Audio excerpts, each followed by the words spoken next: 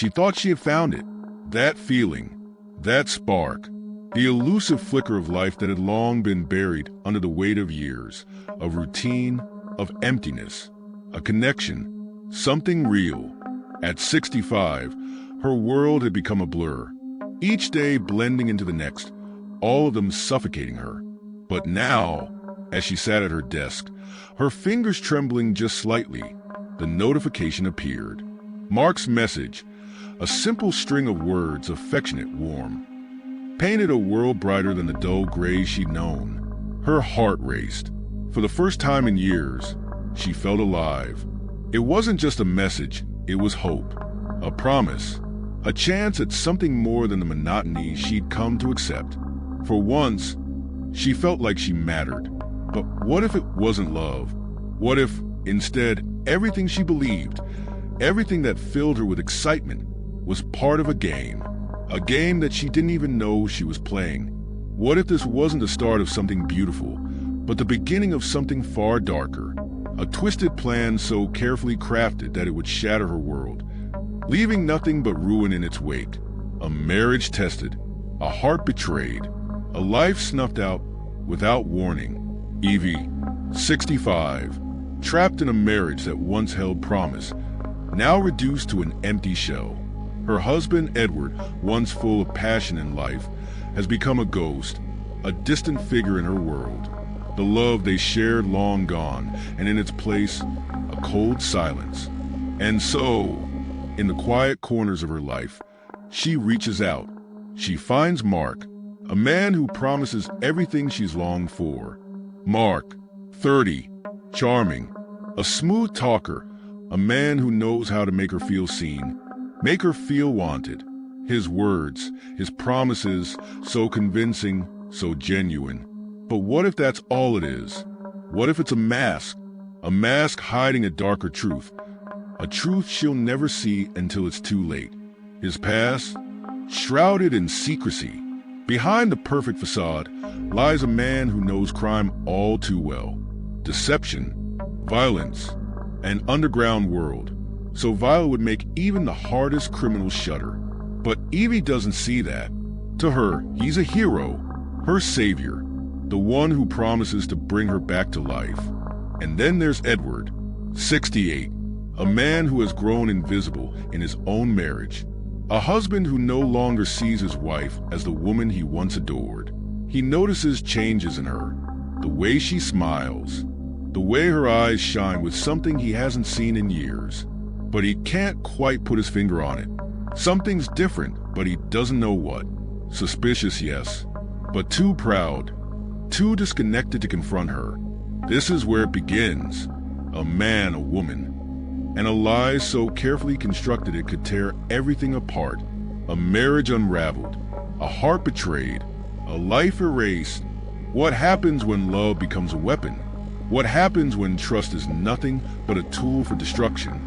This winter, discover the truth behind the perfect lie. It started with the little things. A message here, a compliment there. Innocent enough, right? But for Evie, those words on her screen felt like a lifeline, an escape from the endless monotony of her days. Mark knew exactly what to say, and Evie was eager to listen. It wasn't long before their chats turned into something deeper, something that felt real. Mark wasn't just attentive. He was relentless. Every day brought something new. A bouquet of vibrant roses left on her doorstep, chocolates with notes attached, and handwritten letters that seemed to speak directly to her soul. He told her she was special, that she deserved better, and Evie believed him. How could she not, after years of being overlooked? Someone finally saw her. For the first time in years, Evie felt alive. Her heart raced at every notification, every ding of a new message. Mark made her laugh, made her feel young again. He painted a future so vivid, so full of promise, that Evie couldn't help but wonder, was this the life she was always meant to have? Or was it simply a dream? Back at home, Edward watched from the sidelines. He wasn't blind to the changes. The way Evie smiled more, her newfound energy. He noticed how she spent more time on her phone, how she lingered at her desk late into the night. But Edward said nothing. Perhaps he didn't want to ask the hard questions. Perhaps he didn't want to hear the answers. Evie, meanwhile, couldn't stop daydreaming. She thought about Mark constantly, imagining a new life far from the walls of her quiet, lifeless marriage. Every text, every call felt like a step closer to freedom. And Mark, he played his part perfectly. The doting admirer, the man who seemed too good to be true. He told her he wanted to whisk her away, to start fresh, to give her the love she deserved. And Evie, she believed every word. But Edward wasn't the only one watching. There was something in the way Mark spoke to her, in the way he crafted his words. Subtle, careful, calculated. Evie thought she was building a connection, but was she really in control? Or was she simply walking into something far more dangerous than she could ever imagine? A wife searching for meaning, a husband beginning to question, and a stranger who knew exactly what to say, and exactly how to say it. This wasn't just a connection. It was the beginning of something no one could have foreseen. The question wasn't whether Evie had found love. It was what she was losing in the process. What began as harmless messages and stolen moments had grown into something far more dangerous.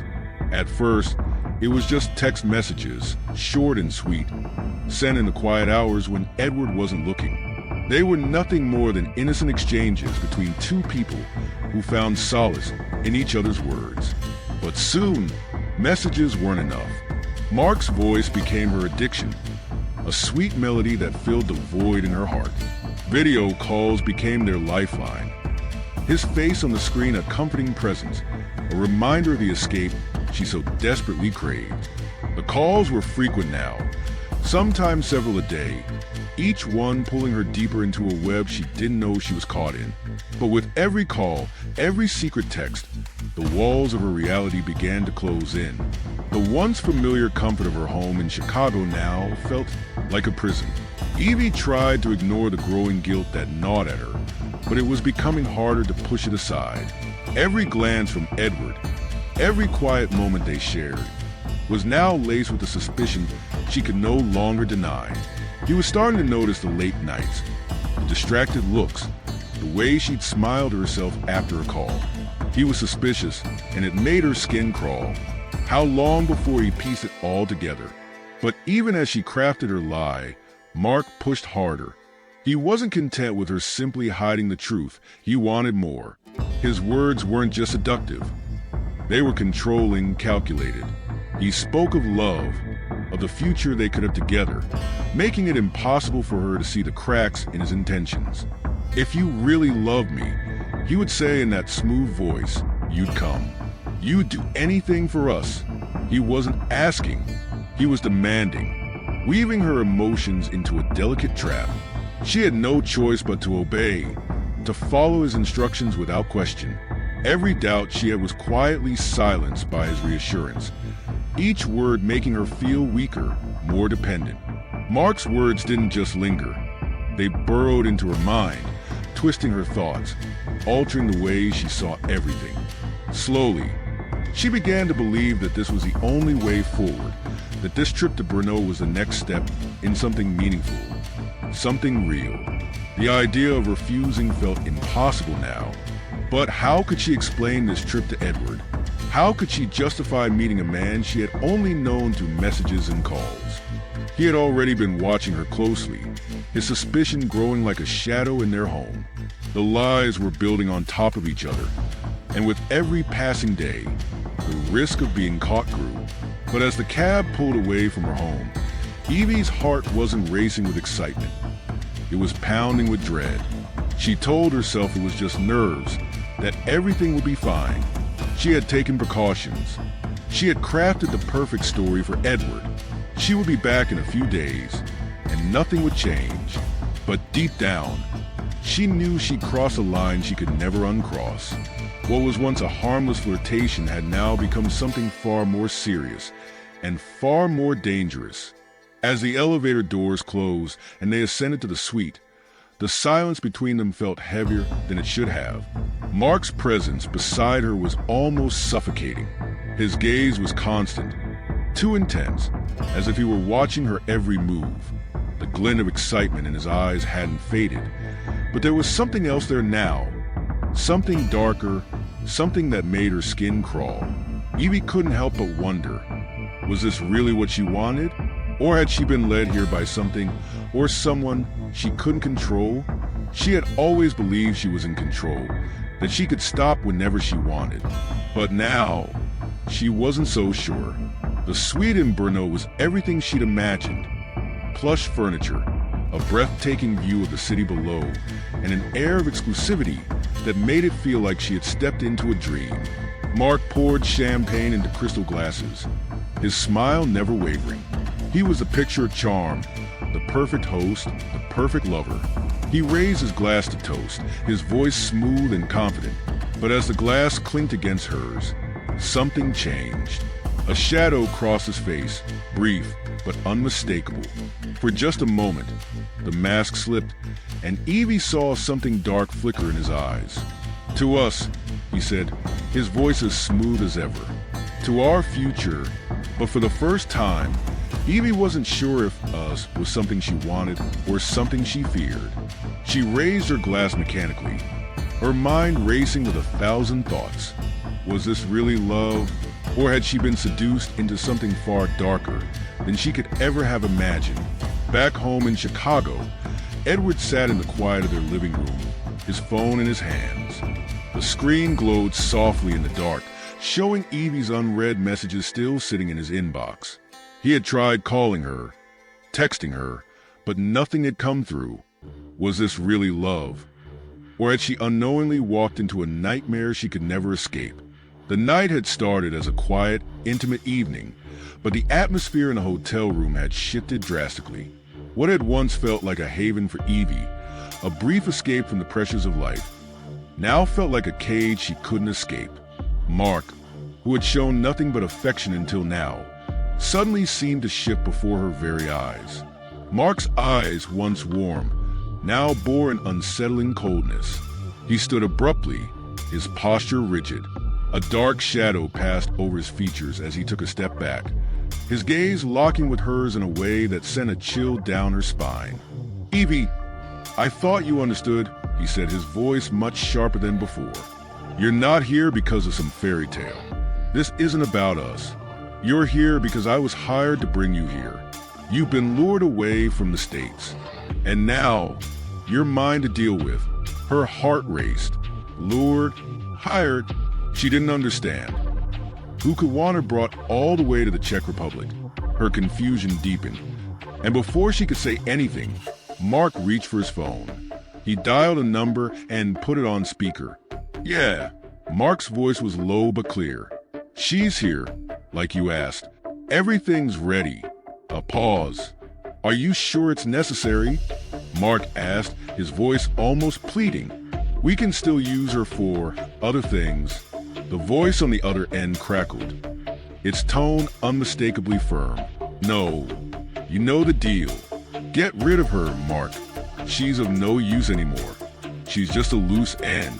Make sure it's done clean. No trace." Evie's breath caught in her throat. The voice was chillingly familiar, almost like someone from her past. But who? She racked her brain, but no clarity came. Her world was spinning. She couldn't think straight, her thoughts clouded by the realization of what was happening. Mark's expression darkened as he ended the call. "They want you gone, Evie. You're no longer useful to them. You're just a liability." Evie was too paralyzed by fear to respond. Her mind raced, trying to process what had just unfolded. Who was behind all of this? What had they meant by gone?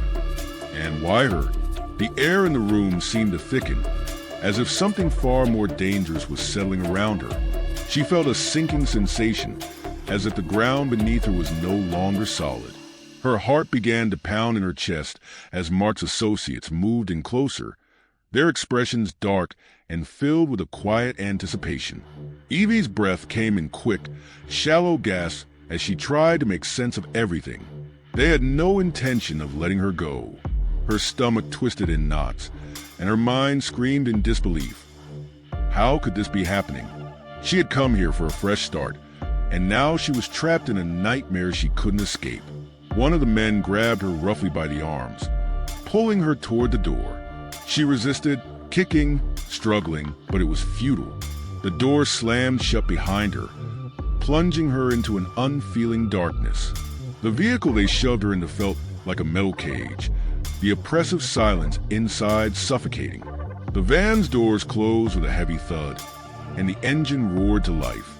The men were silent, and Mark, who had been the last to enter, sat at the front, his hands clasped tightly in his lap. Evie's head was spinning as the van moved through the quiet, empty streets. Her mind kept returning to the voice on the phone, the one that sounded so familiar, but she couldn't place it. Her body felt numb, but the sense of impending doom was inescapable. Where were they taking her? And who had ordered this? Finally, after what seemed like an eternity, the van stopped. The sound of the engine died down, and the men pushed her out. She stumbled as she was dragged from the vehicle, her eyes struggling to adjust to the darkness. They took her into a cold, dimly lit room. The air was thick with the scent of dampness, and something else, something metallic like blood. She shuddered involuntarily. Mark's voice cut through the silence, harsh and devoid of any empathy. "You've been a good pawn, Evie, but now you're just a problem. You've got no more value to anyone, no more use." He motioned toward the man. "Do what needs to be done." Evie tried to fight back, but she was too weak, too frightened. They threw her down onto the cold, hard floor, her body aching from the rough handling. Her breath hitched as they closed in on her, the threat of what was to come unbearable. Minutes passed, though it felt like hours. Evie, now lying there broken and exhausted, heard Mark on the phone again. His voice was urgent, but there was a chill in his words.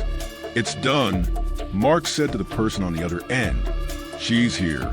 She's not responding. We've taken care of it. Just like you said."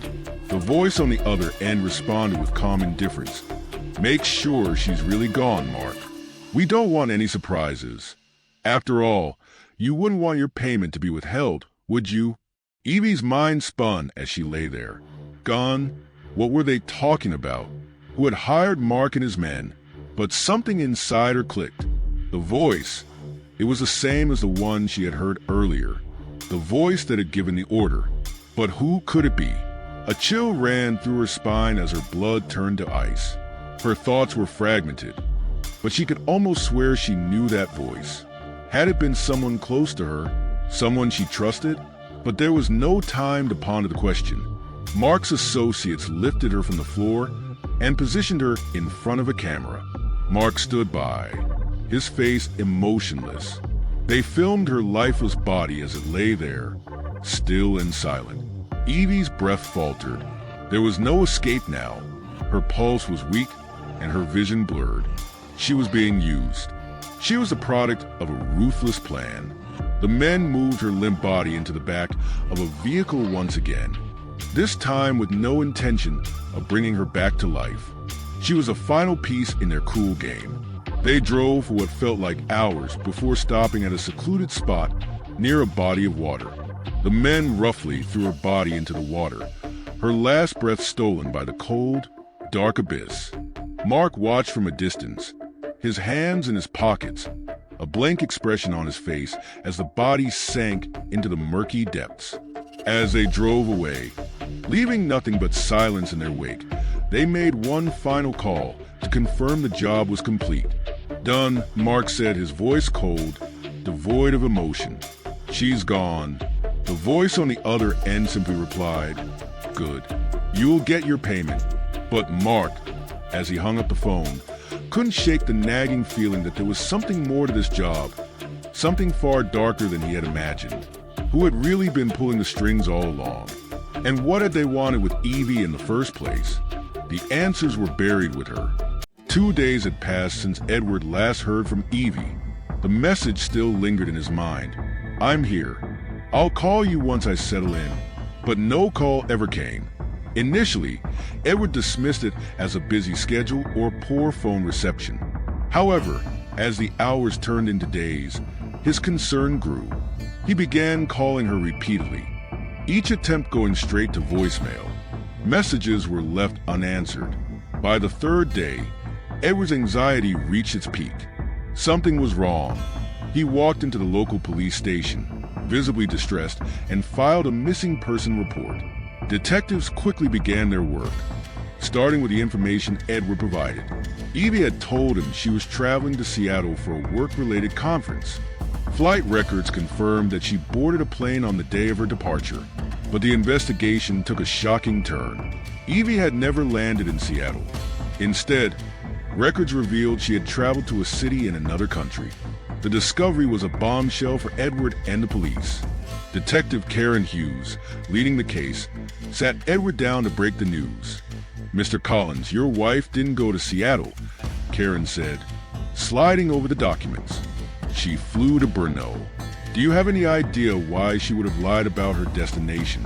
Edward's face paled as he scanned the papers. "Brno," he whispered, his voice barely audible. "She never said anything about going to Brno. Why would she lie to me?" Karen pressed further. "Do you know anyone she might have planned to meet there? Business contacts? Friends?" Edward shook his head. "No, nothing like that. This doesn't make any sense." With the case now crossing international borders, Interpol was brought in. Investigators in Brno began tracing Evie's movements, starting from her arrival at the airport. CCTV footage confirmed her landing, but something was off. A man was seen escorting her out of the terminal. He wore a baseball cap pulled low over his face, carefully positioning himself to avoid the security cameras. The car they entered was unregistered, and its license plates were fake. Detectives scoured local records for any reports of missing persons or disturbances around the time of Evie's arrival. Nothing. It was as if she had vanished into thin air. Karen updated Edward on the findings, her tone grim. "We've tracked her to Brno, but the trail runs cold after the airport. Whoever she met was meticulous. No digital footprints, no identifiable markers. This wasn't random." Edward's heart sank. "What are you saying?" Karen hesitated before responding. "This was planned. Someone wanted her to disappear." Karen's words hung heavy in the air, each syllable deepening the pit of dread in Mark's chest. Planned? That single word echoed relentlessly, casting a shadow over every moment he had spent searching for answers. Who would do this to her? Edward finally whispered, his voice cracking. Karen leaned forward, her eyes sharp and unwavering. "We don't know yet, but whoever it is, they knew her routine, her vulnerabilities. And they had help, Edward asked, his confusion quickly giving way to suspicion. Karen nodded. There's no way this level of precision was achieved without inside information. Someone close to her, or someone close to you, fed them the details they needed. As the investigation unfolded, Karen's team zeroed in on the unusual financial activity tied to Evie's accounts. The offshore account receiving the stolen funds was traced to a man, an alias for now, who had no apparent ties to Mark. Interpol was drafted in to track the account holder, using advanced forensic tools to identify his location. The process took weeks of sleepless nights, but the breakthrough finally came. The man was tracked to a small apartment in Brno, living under the guise of an independent tech consultant. When Interpol raided the apartment, they found him attempting to erase data from his devices. But with a warrant in hand, the agents seized his phone, laptop, and external drives. Under initial questioning, the man denied being connected to Mark or any organized crime. He insisted he was a simple IT specialist who had no involvement in financial fraud. The confiscated devices revealed little at first. The man's phone had been wiped clean, and his laptop's hard drive was encrypted with military-grade security. Interpol brought in their top forensic specialists, employing cutting-edge technology to recover the deleted files and communications. It was a painstaking process, requiring days of meticulous work. Finally, they struck gold. Fragments of a deleted chat log. The chat logs, once restored, showed conversations between a man and an individual using the name Mark. The messages revealed detailed instructions about transferring funds, creating dummy accounts, and avoiding detection. The most damning evidence was a video sent by Mark, showing Evie being coerced into revealing her bank details. The fear in her eyes was undeniable, and her pleas for mercy were chilling. Interpol interrogated the man further, pressing him on his connection to Mark. Over days of questioning, his story began to unravel.